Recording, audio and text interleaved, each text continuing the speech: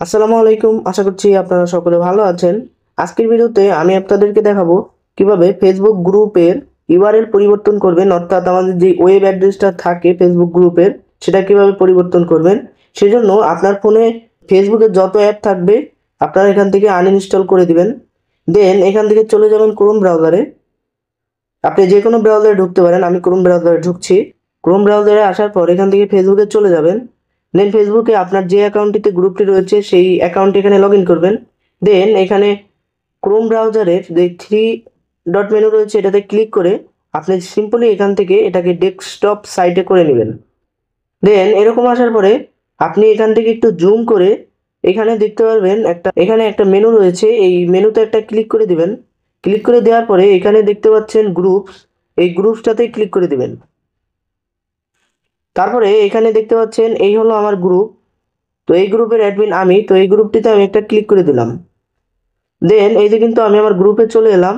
এই গ্রুপে আসার পরে আপনি এখানে নিচের দিকে গেলে দেখতে পারবেন গ্রুপ সিটিংস, এটাতে একটা ক্লিক করে দিবেন।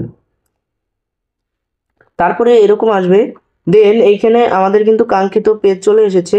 এই যে আপনারা দেখতে পাচ্ছেন ওয়েব অ্যাড্রেস, এটাতে একটা ক্লিক করে দিবেন পেন আইকনে। দেন এখানে কিন্তু বলছে www.facebook.com/groups, যেটা আপনি এখানে লিখবেন সেটা হবে। এটা অবশ্যই যদি ব্যবহার হয়ে থাকে সেটা কিন্তু হবে না, আপনাকে নতুন একটা দিতে হবে, অর্থাৎ ইউনিক। তো আমি একটা দিয়ে দিচ্ছি।